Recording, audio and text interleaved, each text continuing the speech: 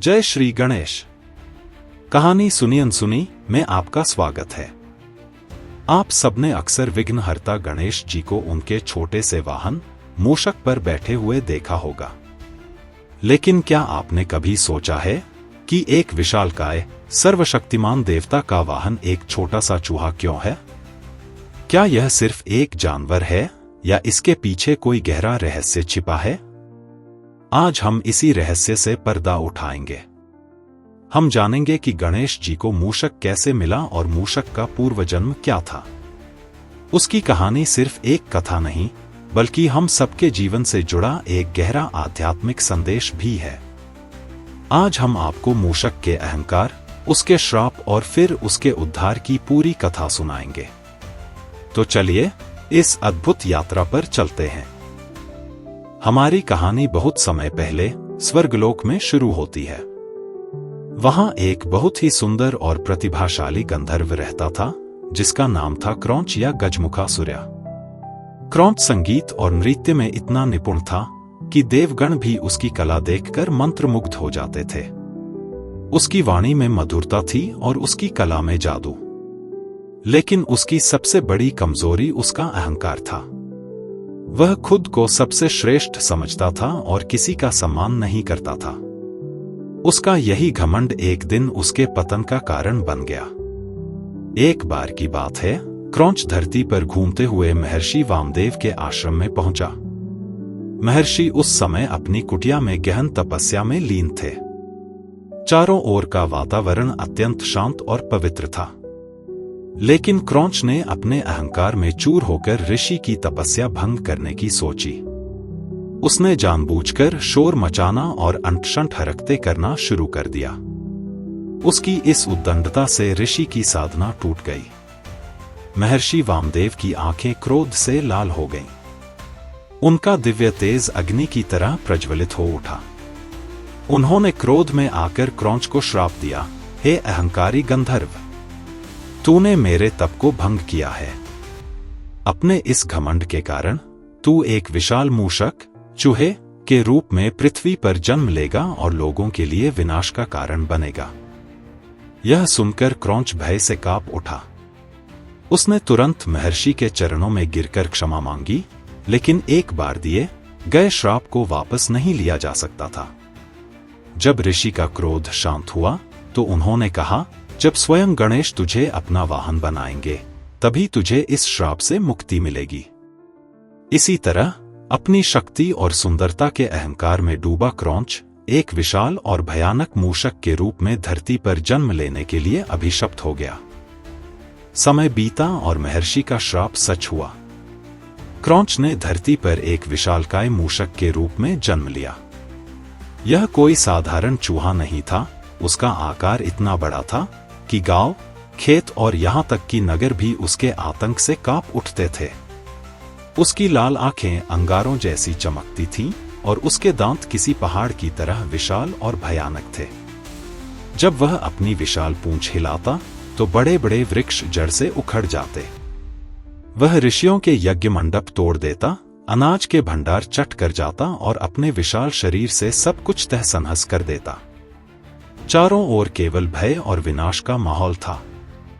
कोई भी उसकी शक्ति के आगे टिक नहीं पाता था। परेशान होकर सभी ऋषि, देवता और मनुष्य कैलाश पर्वत पर भगवान शिव और माता पार्वती के पास पहुंचे। उन्होंने हाथ जोड़कर अपनी पीड़ा सुनाई और इस संकट से मुक्ति पाने की प्रार्थना की। तब गणेश जी ने करुणा भरी मुस्कान के साथ कहा, विघ्नों का नाश करना मेरा धर्म है। यह मूषक अब सबके लिए विघ्न बन चुका है। अब समय आ गया है कि इसका उद्धार हो। यह सुनकर सभी के चेहरों पर आशा की किरण लौट आई। वे जानते थे कि केवल गणेश जी ही इस समस्या का समाधान कर सकते हैं। गणेश जी तुरंत पृथ्वी लोक पर आए। उनके आगमन से पूरा वातावरण दिव्य आभा से भर गया। जैसे ही उस विशाल मूषक ने गणेश जी को देखा, उसकी लाल आंखें और भी ज्यादा जलने लगी।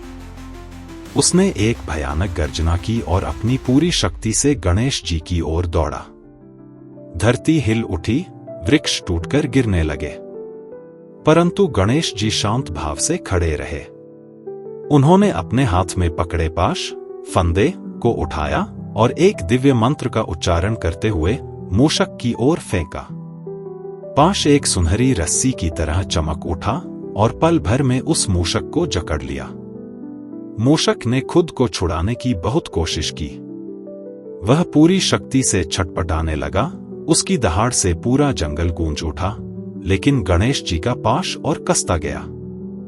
आखिरकार वह थककर जमीन पर गिर पड़ा। उसका सारा अहंकार चूर चूर हो गया।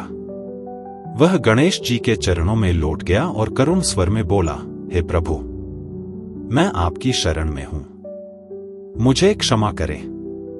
मैं आपके हर आदेश का पालन करूंगा।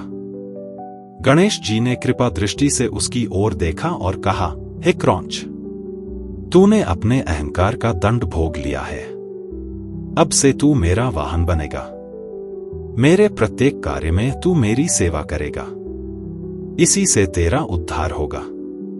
और उस दिन से वही विशाल और भयंकर मूषक छोटा होकर विनम्र और सेवा भाव से भर गया। गणेश जी के चरणों में समर्पित होकर वह उनका वाहन बन गया। देवताओं और ऋषियों ने प्रसन्न होकर भगवान का जयकारा लगाया और स्वर्ग से पुष्प वर्षा हुई। दोस्तों, यह कहानी केवल एक पौराणिक कथा नहीं है। इसमें हमारे लिए एक बहुत ही गहरा दार्शनिक संदेश छिपा है। मूषक हमें हमारे भीतर छिपे अहंकार का प्रतीक है। जब तक मनुष्य घमंड में रहता है, वह विनाश और दूसरों को पीड़ा पहुंचाने का कारण बनता है। वह अपने ही मन की अंधेरी गुफाओं, इच्छाओं में फंस जाता है, जैसा मूषक जमीन के नीचे गुफाएं खोदता है। गणेश जी ज्ञान, बुद्धि और विवेक के प्रतीक हैं।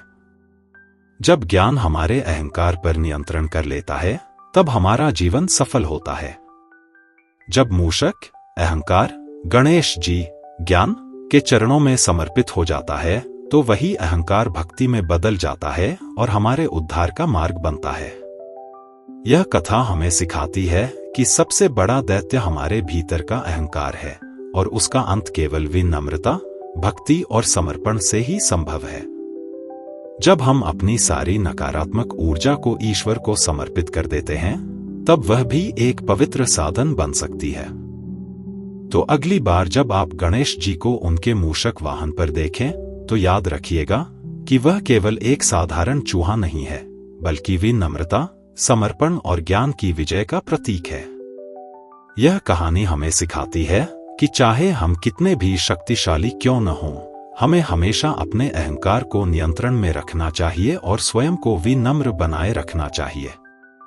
अगर आपको यह कहानी अच्छी लगी हो तो वीडियो को लाइक करें, अपने दोस्तों के साथ शेयर करें और ऐसे ही ज्ञानवर्धक कहानियों के लिए चैनल को सब्सक्राइब करना न भूलें। जय श्री गणेश।